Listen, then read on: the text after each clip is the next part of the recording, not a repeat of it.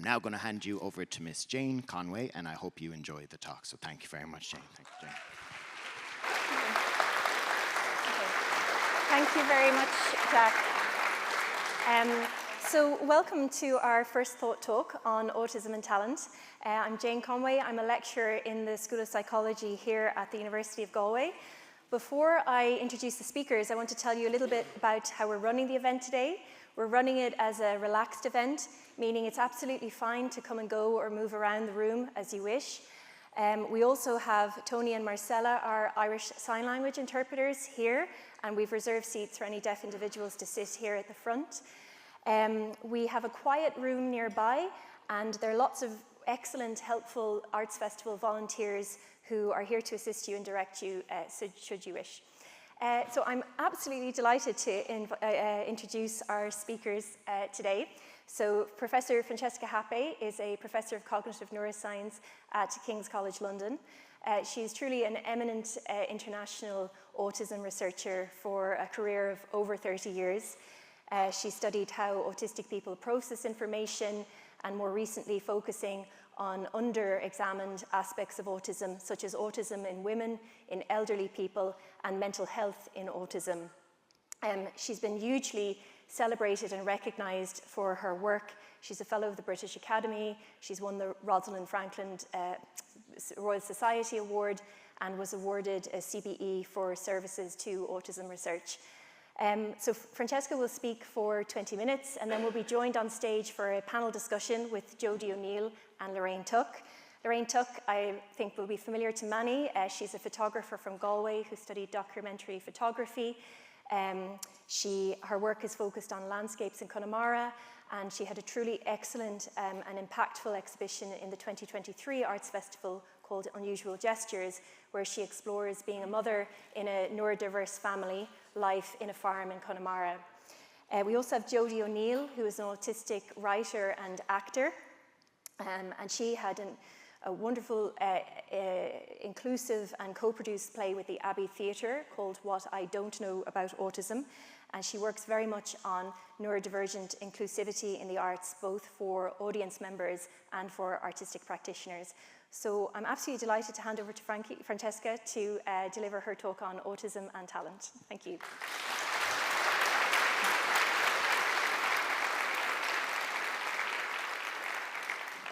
Thank you very much, Jane. It's really a privilege and a pleasure to be invited to this wonderful festival. And thank you all for coming on a Saturday morning to spend time with us.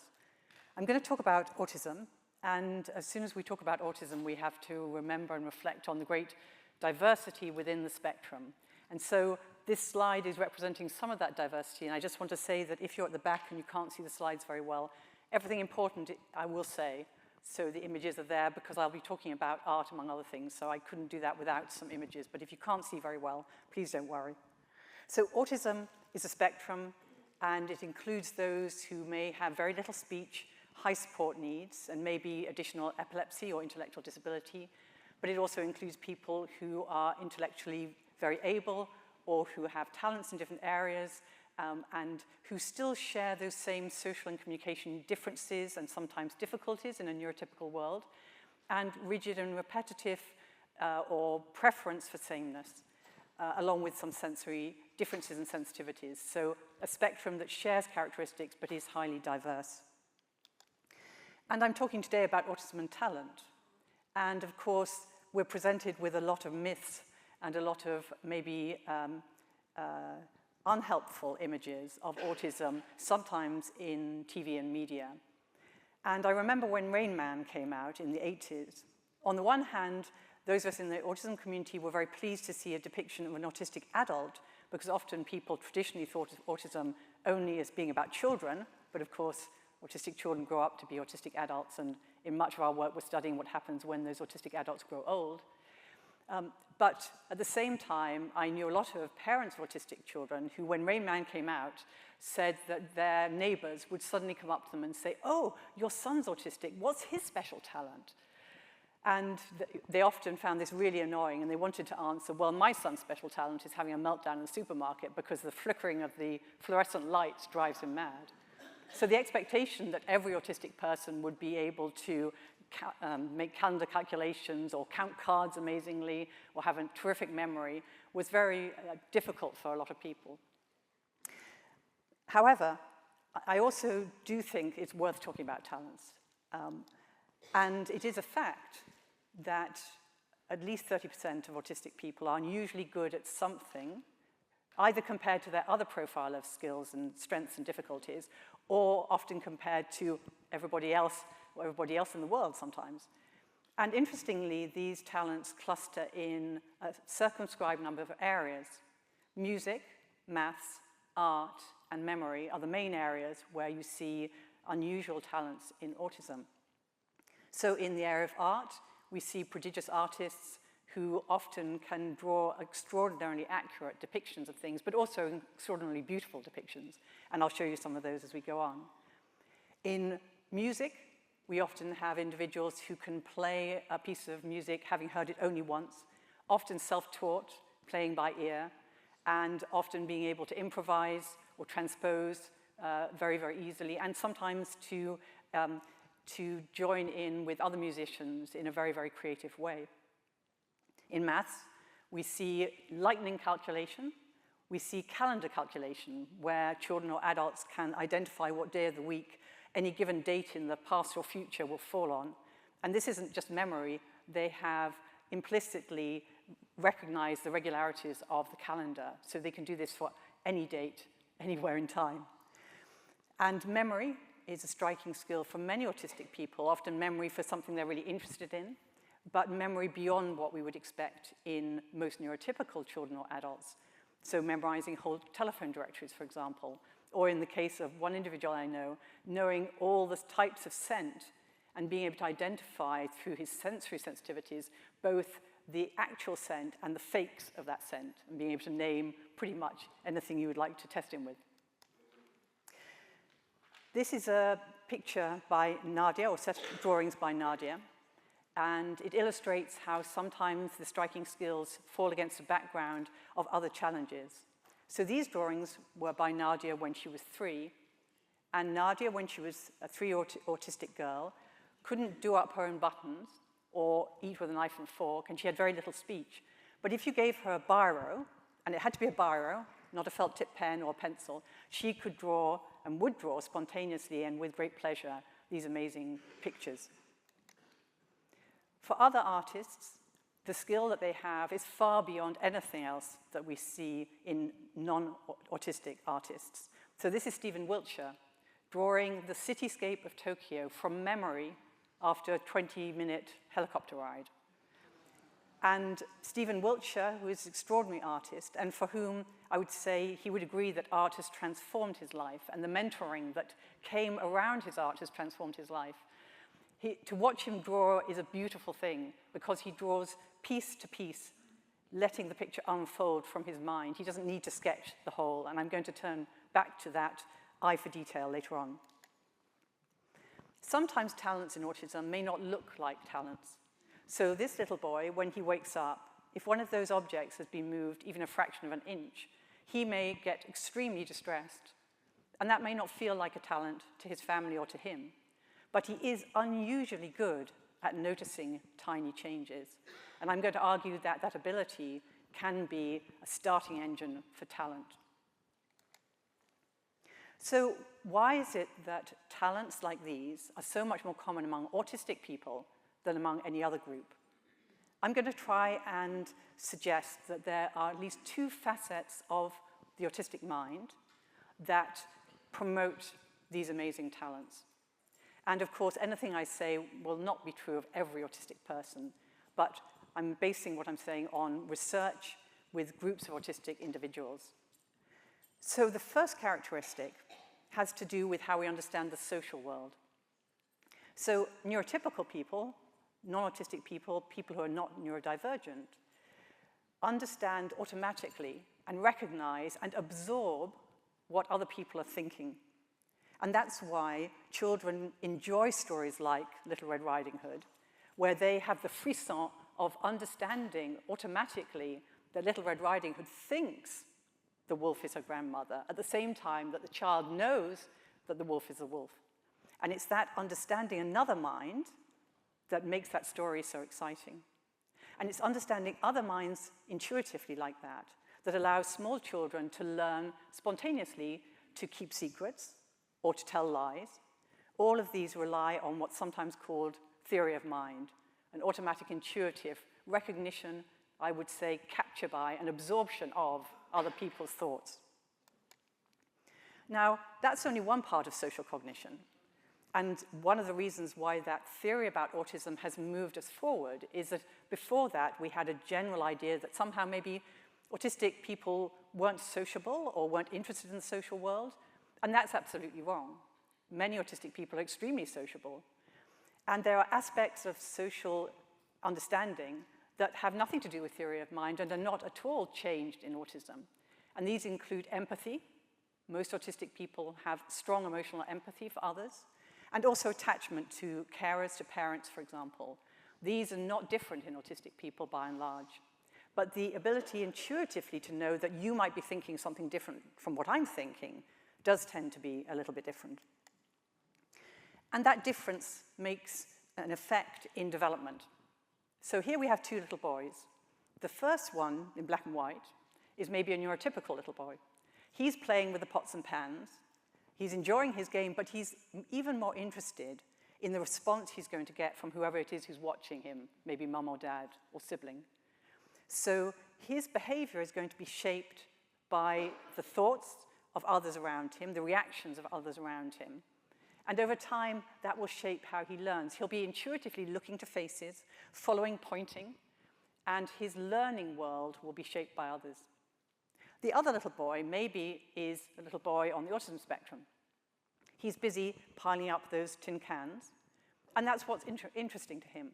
He's not too bothered what anybody else thinks about it. He's not checking back and making eye contact and seeing whether mum or dad are pleased or a bit frustrated by what he's doing.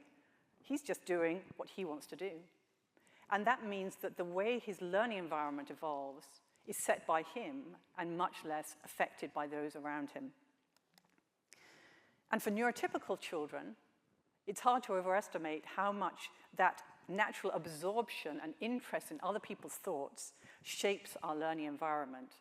All the time, we're affected by what other people think. That's why when my children were all small, the three of them might ignore a toy on the shelf for weeks on end. But then when one of them goes to play with it, suddenly it's the most interesting toy in the world, and everyone wants to play with it. Because the value of an object is primarily about the thoughts that people have about that object for neurotypical people, but I would argue not for most autistic children or adults.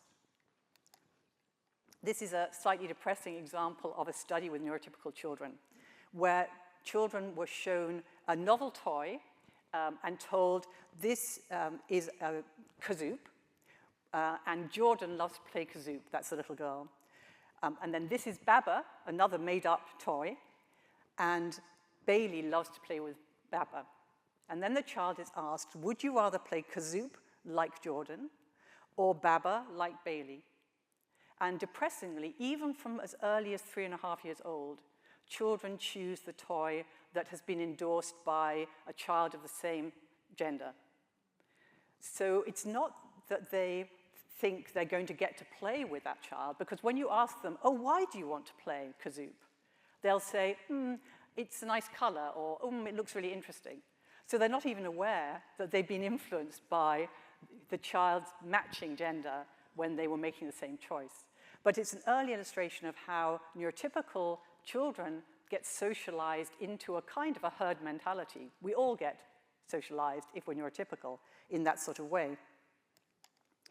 And so the first element of autistic cognition that I think plays into talent is this ability to not be affected by the thoughts of those around you.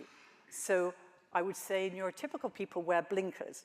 As we get older, we think more and more like those around us. In fact, we see that in this bubble phenomenon now even more, but all the time affected by other thoughts. But autistic people don't wear those blinkers. And so they're capable of thinking things that are unaffected, untrammeled by other people's thoughts. I think there's also an interesting part about being able to go into a state of flow. And also, interestingly, one could speculate that that autistic people, unlike neurotypical people, are not spending a lot of brain power on automatic social processing. And I sometimes think that if a Martian came down to Earth, they would think that we were all savants because we recognize, we may not be able to name, but we recognize thousands upon thousands of faces. And that takes up a lot of brain power. So our social processing takes up quite a lot of possible brain space for talent. The other aspect of autistic cognition that I think is really important in understanding talent is the eye for detail. So this is a poster from the National Autistic Society from a while back, and it says, when a person with autism walks into a room, the first thing they see is a pillow with a coffee stain shaped like Africa, a train ticket sticking out of a magazine, 25 floorboards, a remote control, I can't read that one, 4 paper clips, 3 marbles under the chair, etc., etc. And then it says, so it's hardly surprising they may ignore you completely. But the point about eye for detail is a really important one. While you're looking at the spot the difference, I'll tell you a little anecdote that was influential for me when I was a PhD student. When I visited Lorna Wing, who was one of the leading clinicians and researchers in autism at the time, and also the mother of Susie, a daughter who was autistic with high support needs. And Lorna told me when I visited that she'd just been seeing for assessment a child with autism, and she'd given the child various toys that they were going to use in the assessment and asked them to name all the little toys to start off with. And they named the toy bed and the quilt and the little doll, and then Lorna pointed to the little toy pillow and said, and what's this? And the child said straight away, it's a piece of ravioli. And Lorna said when she looked at it again, it looked exactly like a piece of ravioli. It was the right size and shape and even the right color. But she would never have seen it that way in the context of the bed. The global is stopping us from seeing the local or the detail. His perception wasn't faulty, it was detail-focused, and in some ways, maybe more accurate. So I don't know, the autistic people in the audience will have spotted more differences you can tell me about later. But the eye for detail is definitely something that's characteristic for many autistic people. You can test this, and Uta Frith, who was my PhD supervisor and one of the, at the forefront of this field, made the important point that we could learn more about autism by looking at what autistic people are really good at than by looking at things where they're perhaps different or less good than neurotypical people. And this is one example, the embedded figures test. Your job is to find the simple figure in the whole colored figure. And I've had the experience of assessing autistic young children. I remember one particular boy who had very little language, but he could spot these as fast as I could turn the page, much, much quicker than I could do them.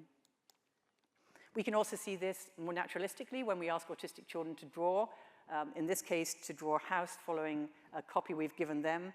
And you can see in this example that the child is starting with the parts, builds up to a beautiful coherent whole, but the parts are what draw the attention.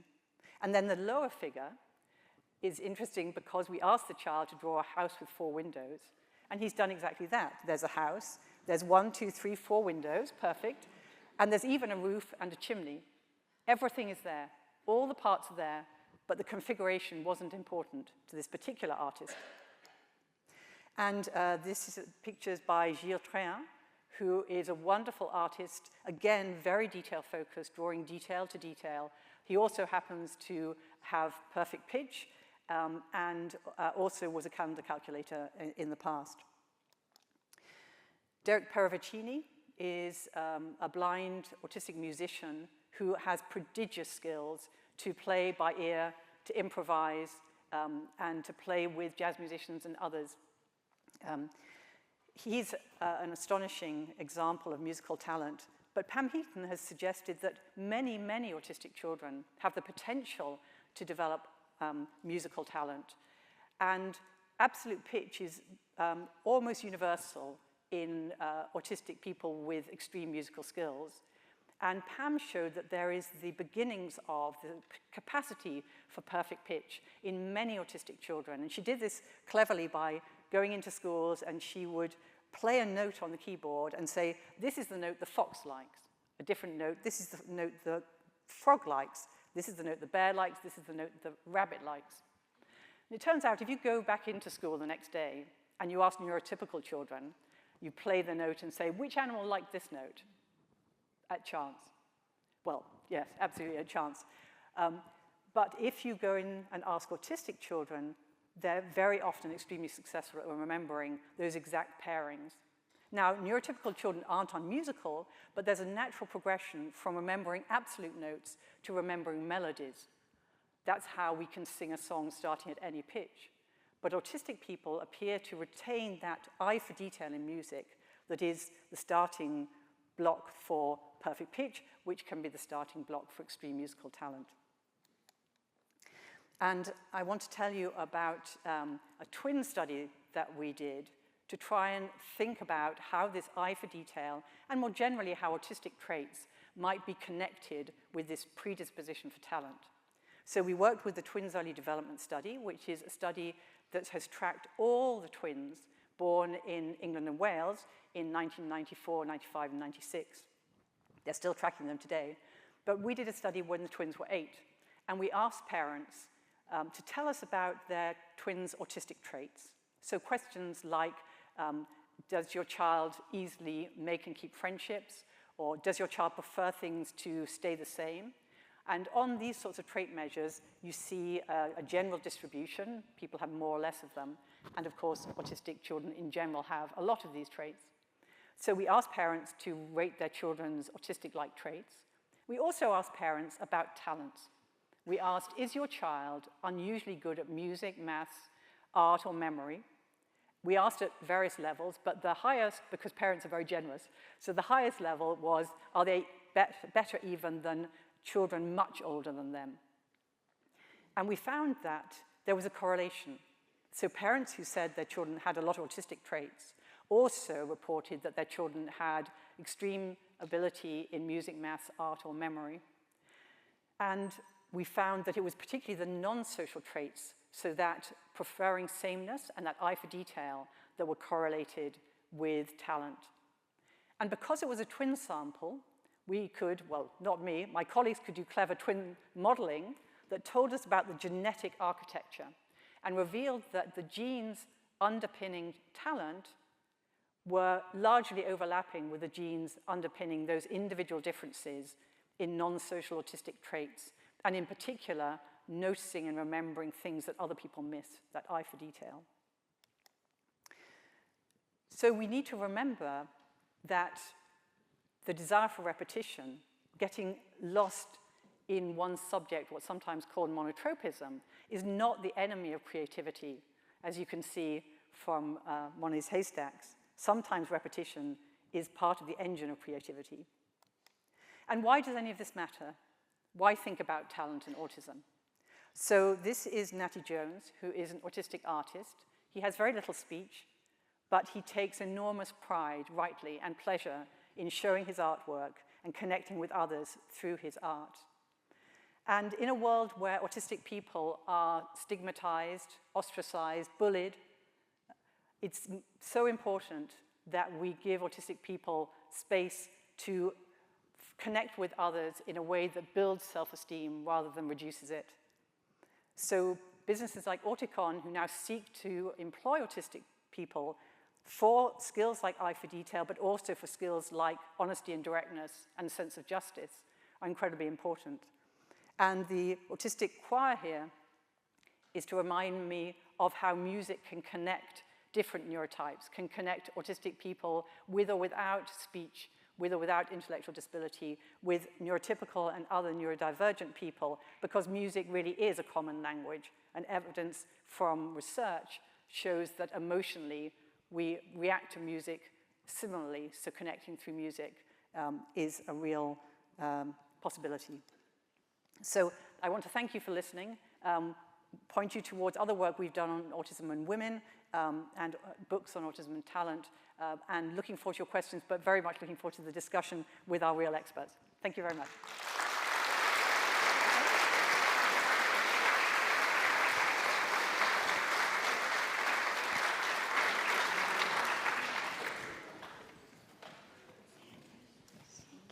So thank you so much, Francesca, for that fascinating talk. I'm delighted to welcome Lorraine and Jody to the stage. We'll have a discussion among ourselves, and then we'll open up to questions and answers from the floor in a little bit. So I think in your talk, Francesca, you have highlighted ways in which autistic people process information, such as an eye for detail, and how this can lead to really positive and beautiful applications in certain environments, such as the arts. But those same ways of processing information in other environments can lead to challenges. So there's something really important about finding the right fit between the person and the environment to allow people to express their talents fully in the world. And I wonder, Jody, if I could come to you and ask, as an autistic artist, how has your experience of autism influenced your artistic practice, both in its subject content and in your process? Yeah, of course, and thanks, Francesca, that was fascinating. So I suppose I found my way to my autistic identity through writing a play about autism. So I started a body of research, I think on a hunch really, that led me to recognize myself as autistic over the course of making that play, What I Don't Know About Autism. And it's an area that I've continued to investigate for the last 5 or 6 years. I think it's important to acknowledge how new neurodiversity is in an Irish context. And at the time of making What I Don't Know About Autism, which was very much like a myth buster, a very quick show and tell through the autistic experience, that actually things have moved on considerably since then. And so I think how we frame autism in arts and culture now has even shifted in the last 3 to 4 years as neurodiversity becomes more of a recognized thing. But I suppose because I was making work about autism, then I was making work where the process needed to be accessible. And I think we talk a lot about universal design, and in fact there is no such thing as universal design. However, I think autistic people being consulted in inclusion, in reimagining processes, reimagining environments, can go a really long way towards making everybody included. So we made that show, What I Don't Know About Autism, as a relaxed performance. It was the first relaxed performance at the Abbey Theatre in Dublin. Every performance was relaxed, and everybody, neurotypical or not, I think attested to having a better experience of being in a theatre because they had the freedom to be there without the kind of sense of imposed rules that can sometimes be a barrier to access. But I think in terms of my practice, my practice has always been informed by my autism, even obviously before I knew it was there. And I think what changed when I knew about my autistic identity was that I stopped seeing myself as a failing neurotypical artist and started to embrace the fact that actually I have an array of sensory needs that make me a better artist, but makes my practice look different. So my practice doesn't look like sitting at a computer for 8 hours a day and typing words. My practice as a writer looks like walking and dancing and swimming and then the occasional burst of writing. And I think that I've been more forgiving about that since kind of recognizing my autism, and I've folded that kind of into what I identify as my practice now. Within my work, I have a very specific sensitivity for patterns, the recognition of patterns and structures and systems. And I think, in a sense, that's probably why I work in drama, because what I do is I break things down, I put them back together, and I create something new. And that, tied with, I think, an intense emotional experience of the world, means that I can express things in a way that people may not have looked at them before. I also think it's probably, for me, as a writer and as somebody who has mirrored all their life, I'm good at guessing and recognizing what people will say next. But it means I'm quite good also at fitting into somebody else's system, because I've always been just emulating what I think everybody else is doing and what they expect me to do. And so I worked for 2 years in soap opera, and for a lot of writers that's an excruciating experience, but for me it was really satisfying, because I'm just going, okay, well they want me to write like this, so I'll just say what those people would say. So I think that did influence like how kind of in a sense, how satisfied I can be as an artist, but also how frustrated I can be as an artist at times, like when my access needs aren't met, maybe, or when I spent a long time trying to write neurotypical work and trying to be something that I wasn't. And when I stopped, then my work became much better and much more relatable, I think, for everybody. I think this discovery and shift from an identity of feeling like a failing neurotypical to acknowledging and embracing an autistic identity really highlights how important it can be for some people, not for everyone, but for some people, to own that autistic identity, and it can explain a lot. And then I'm thinking about how, for many people, both signals of autistic traits and indeed of talents first emerge throughout childhood, which means that parents and caregivers play a really important role in recognizing these talents and fostering them throughout development. And something Francesca's talk has highlighted as well is how some talents might not look like talents, and they can span across all levels of support needs. I'm thinking of your neurodiverse family, Lorraine. Could you tell us a bit about how you've recognized talent in your neurodivergent family? Yes, Jane. Well, mother first, photographer second, artist. I have 4 children. I live in East Galway, and 2 boys and 2 girls. Both of my boys have autism spectrum disorder, and one is coupled with a profound intellectual disability, and his name is Manus. And Sean is older. He is a very bright, interesting, sparky young man of 15, and very sociable, which is his strength and his talent. And I was just listening to you, Francesca, and I wish to acknowledge that for Sean, because he spends his life masking, as Jodie mentioned, you know, and he gives off so much enthusiasm for everything he does, and he's extremely talented. And then there's the 2 girls, Sive and Maeve, who are extremely talented as well, and they're musical. And Manus, who's 12, who has all of the challenges in a way, because I suppose his medical needs override his everyday living. In a way, his autism is driving his behavioural issues, and you discussed there briefly about repetition and behaviour.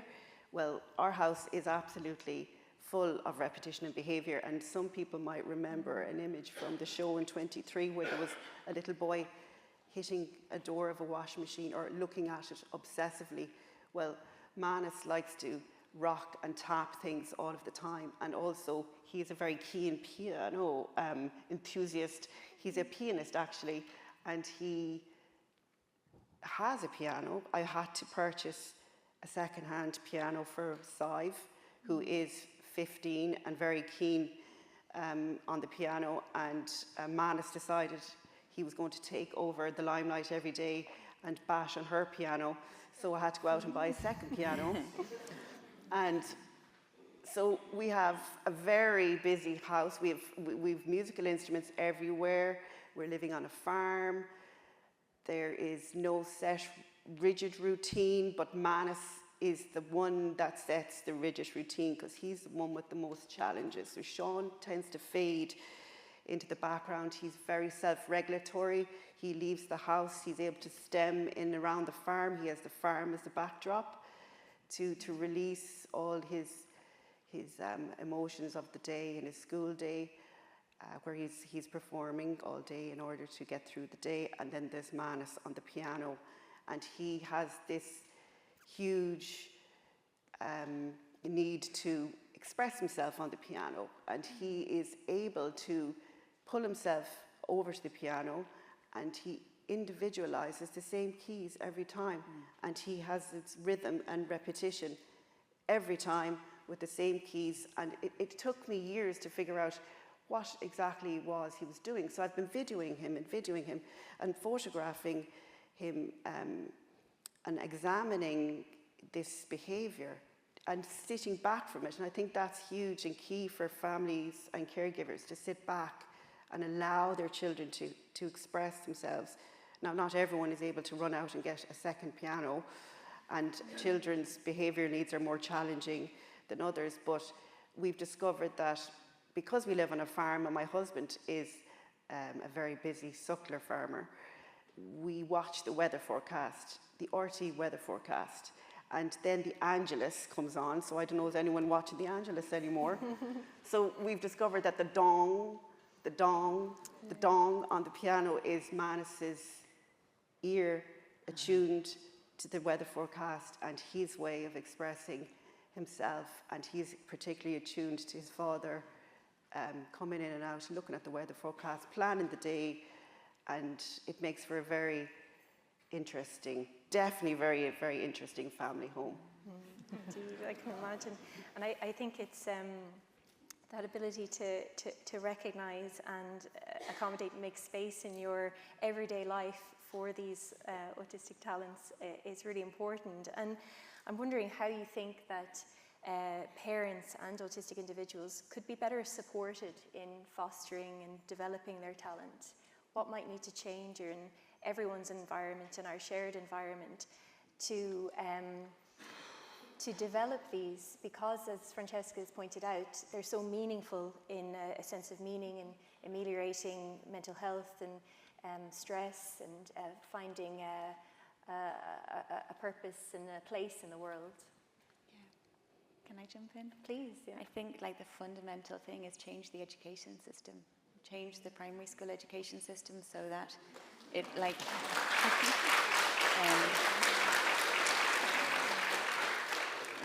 we embrace average and we embrace general skills, and we need to shift the education system to embrace a scattered skill set so that a child of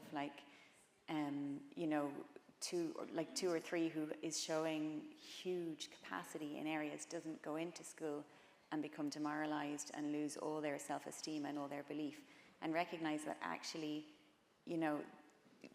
hitting the keys on the piano is the beginning of a pathway towards a future. And I think always recognizing that this whole thing of autism and talent is only useful insofar as it enables somebody to have the best possible life. And for me, that's the most important thing. I'm not really interested in what somebody can be proficient at or extraordinary at. Of course, it's fascinating, but it's fascinating in the way that we,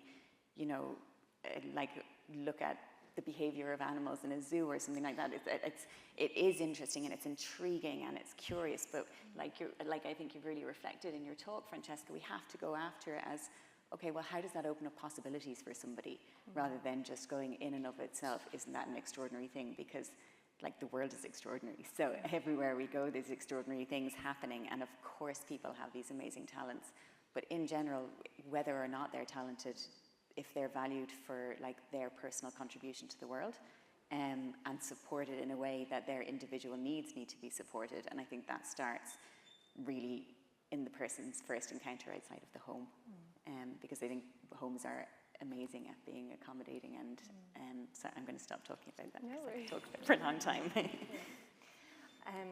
And I think in trying to move, and we're certainly noticing a shift in contemporary culture that in Ireland and beyond, we are recognising neurodiversity and changing and accepting and integrating it into wider society.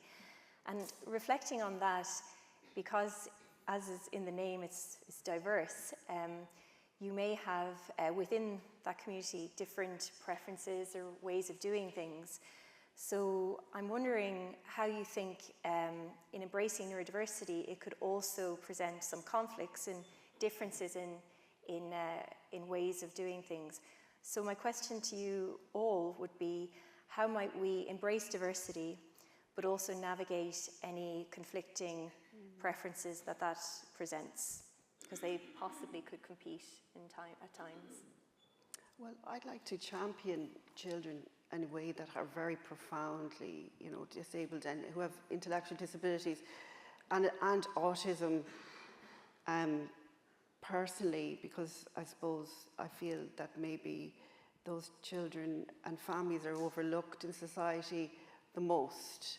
And I suppose as Galway has the largest special school in the country, in Renmore. It's called Rosedale Special School.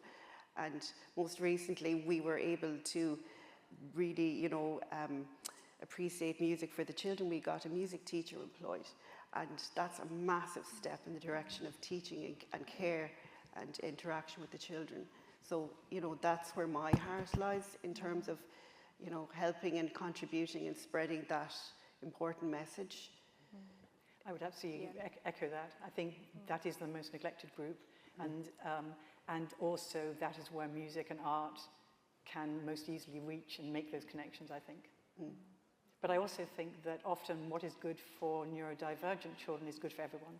So a lot of the changes to the school system, a lot of not having to be so rigid, but also supporting to understand and plan and so on, all of those things work for everyone and make everyone happier, I think. Yeah, indeed.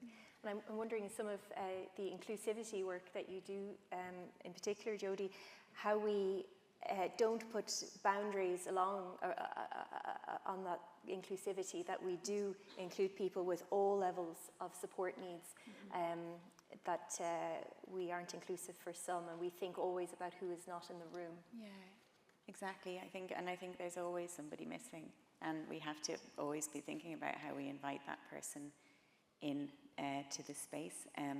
But I think recognizing that we can't keep building systems that, because I think a lot of the time what's rigid is the system. The person isn't actually, the person may be presenting with a rigid behavior because they're actually just being hit with a barrier. Whereas actually if you move that barrier, then that person is no longer rigid, they're actually flourishing. So I think in terms of like clashing access needs and things like that, I try on the work that I make now to kind of do an access audit at the beginning of everybody who's working on the team, identify any clashing access needs potentially, but also to give autonomy to people to control their own experience. And I think generally that leads to a very regulated space where the things that might clash don't become clashes. And when I work in a space with neurodivergent people, it is like the most incredibly creative, extraordinary space because it's just so full of play. But in order for people to be able to play, they talk about a lot in education, the teachable moment or the teachable space. I can't play if my heart is going too fast and if my stomach is feeling sick because of a noise. I have to be in the right conditions for that to happen. And I think then those kind of access clashes don't happen so much. I think there's also something maybe connected to that question around, you know, we're really neurodiversity positive, and I think that was really important because I think autism was so stigmatized, it was so misunderstood. I think neurodiversity in general was so misunderstood, but sometimes in framing all of the positives, we then isolate a section of the community that are not having a positive experience. And I think it's important to always remember that actually nothing is binary, nothing is just good and bad, but also that within that kind of celebratory experience, we also need to just be changing so that people who are not having the best experience at that time can be improving. We can't just gloss over what the challenges are because they're real and they're palpable and they're everyday and they're lived. So it's wonderful to listen to each of you, how you're navigating these challenges and showing, you know, you're acknowledging certainly that they're there, but you're also showing how they can be navigated and progressed through.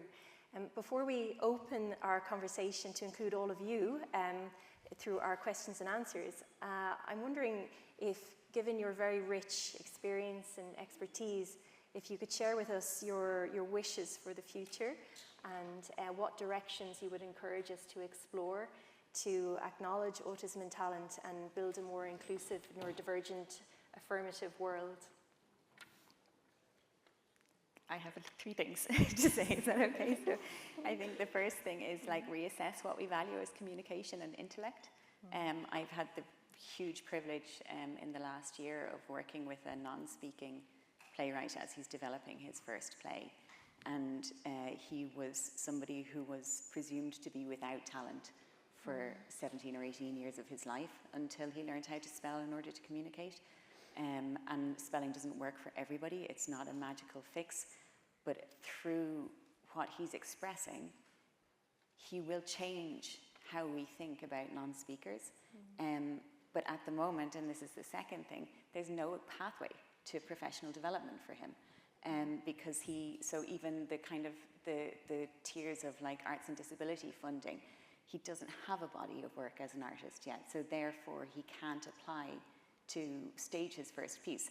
And so people are kind of sort of interminably stuck in the area of inclusive practice or participatory practice without a really clear pathway towards professional development.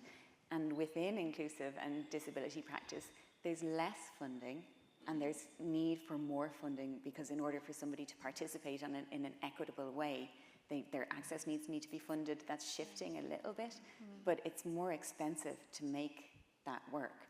And so then we have a situation where inclusive and participatory work isn't being valued by the professional sector, but it's not being given the funding that it needs in order to succeed. So those are kind of the three sort of big things for me, is that, and that we start to just look at people and presume competence, even if they're not exhibiting something that we recognize as a talent.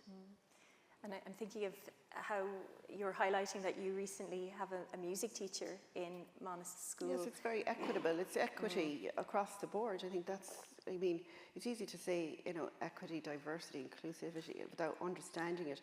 But people are trying, and that's the main thing. And Francesca, you're 30 years in. So, you know, Manus is 12, Sean is 15. I fully believe everyone is trying to understand. I think institutions they're trying to incorporate, they're trying their best.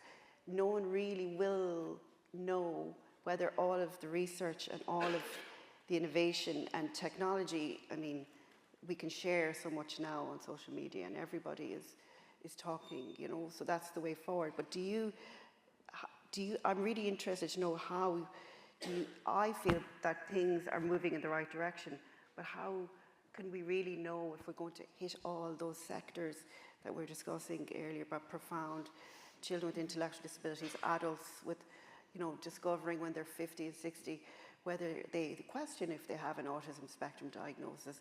And to question oneself, is that a way forward? Probably, to even start to talk about it, where in the past we weren't even allowed.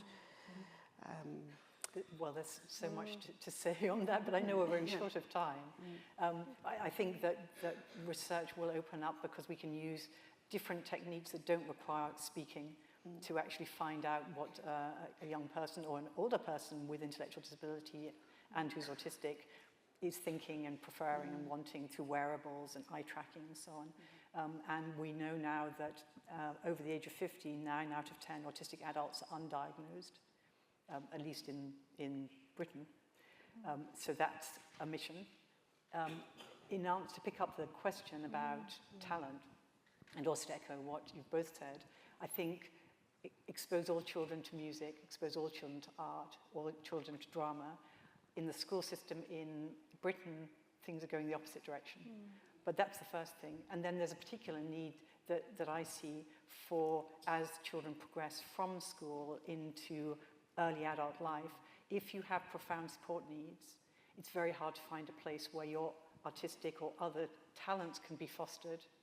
And I think there we need mentoring and partnering with arts organizations, because otherwise somebody who was developing skills that they really enjoyed is suddenly in a place where everyone's just worrying about, are they safe? And all of their potential for joy in the arts is lost.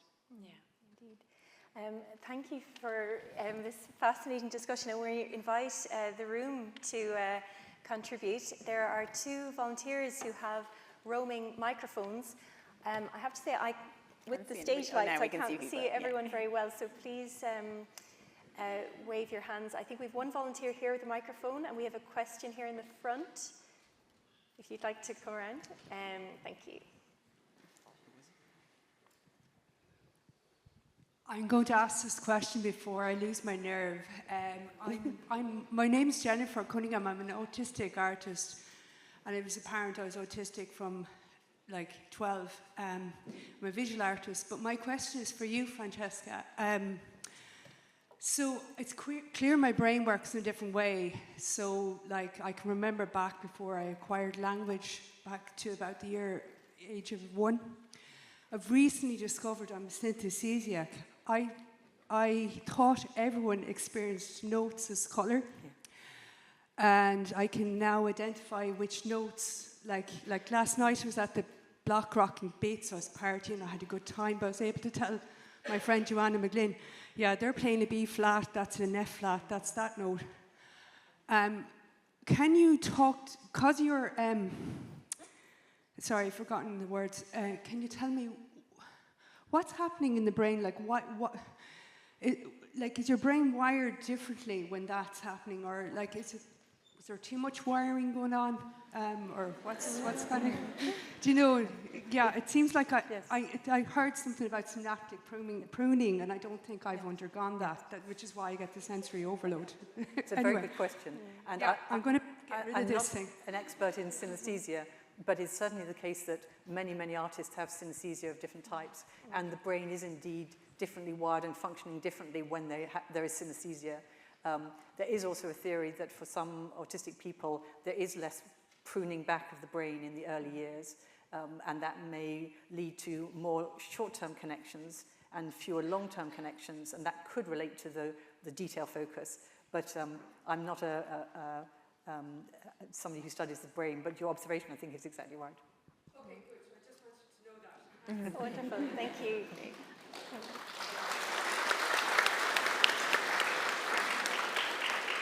Somebody over there. Do we have other questions? There's somebody behind you there. Yeah. Good morning, and thanks so much for this opportunity to highlight the talent and autism. It's great. If I might ask a question, and the theme of today is autism and talent, but for adult children that are trying to work a 9-to-5 job and are finding difficulties in the reality of paying bills, would any of the panel be able to signpost me in areas where there might be associations in the country that might link in or liaise?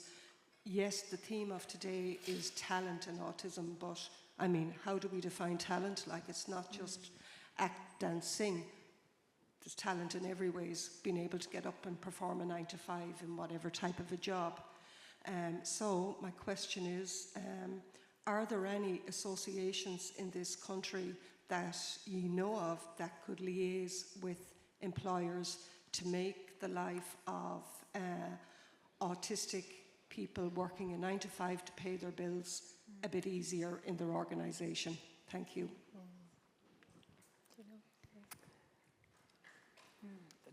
It's a good question. It's tricky because you know, there are obviously organisations like As I Am who are doing terrific work in terms of going into employers and training and making it autism friendly. But I think we have to.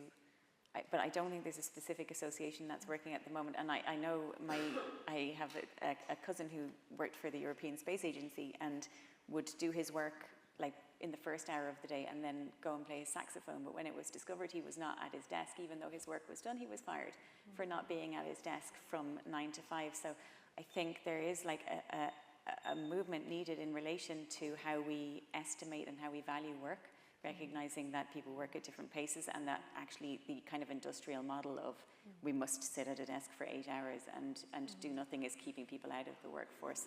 But I don't know what the answer is at the moment, and I don't know of a specific organisation working on it. Yeah. And whether, As I Am in other organisations, whether we need to go beyond one organisation and think about integrating neurodivergent friendly environments across every facet of society, I think that will help, because it is, for instance, perhaps around 1% of the population, so it will be in every part of our society, in every workplace. And I know here at the University of Galway we have a neurodivergent student society, we have a neurodivergent staff network, so integrating it throughout all parts of our community, I think is necessary. But as everyone has highlighted, it's developing picture, and the event here today, I think, very much shows the level of interest and need in this area. I wonder, sorry, is it okay to just say, I just wonder, is there value in, like, in the same way as in a school we would have an occupational therapist come in and assess the environment, is there capacity or openness to that from the employer to kind of just have an OT come in and assess the situation and outline these as access requirements, you know, and rather than... You might get into a situation where the adult may feel a little bit kind of strange in approaching this, or they may feel it might go against them, or there might be prejudice in that. But just as I said, I'm not diverse in getting away from the topic of talent, but for that person, their talent could be getting up in the morning to get the bus to go to her 9-to-5 job to pay her bills and her rent. No, absolutely. And I think events like today really are just trying to put this topic on the agenda and have a very positive attitude towards neurodivergent people in our communities and highlighting all of their support needs. And on that, I'm so sorry, we could all speak so much further about this, but we're conscious that there's another talk in this room very shortly. I want to acknowledge as well the Galway International Arts Fest in supporting this talk, but also through Elena Toniato, the EDI and volunteer manager, all that they do for neurodivergent inclusion.